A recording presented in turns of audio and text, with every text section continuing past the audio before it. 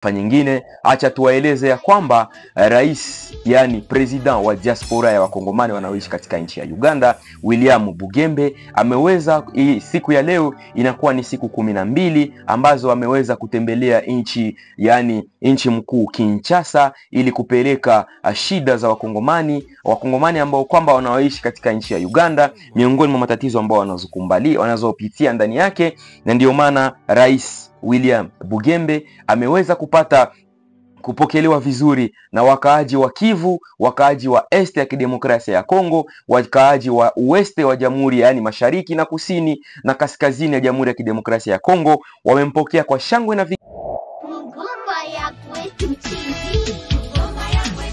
Ngoma ya Kwetu TV.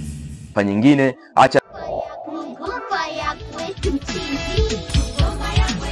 tuwaeleze ya kwamba rais yani president wa diaspora ya wakongomani wanaoishi katika nchi ya Uganda, William Bugembe, ameweza siku ya leo inakuwa ni siku 12 ambazo ameweza kutembelea nchi mkuu Kinshasa ili kupeleka shida za wakongomani ambao kwamba wanaoishi katika nchi ya Uganda, miongoni mwa matatizo ambao wanazopitia ndani yake. Na ndio maana rais William ameweza kupokelewa vizuri na wakaaji wa Kivu, wakaaji wa Este ya Kidemokrasia ya Kongo, wakaaji wa Ueste wa Jamhuri yani Mashariki na Kusini na Kaskazini ya Jamhuri ya Kidemokrasia ya Kongo. Wamempokea kwa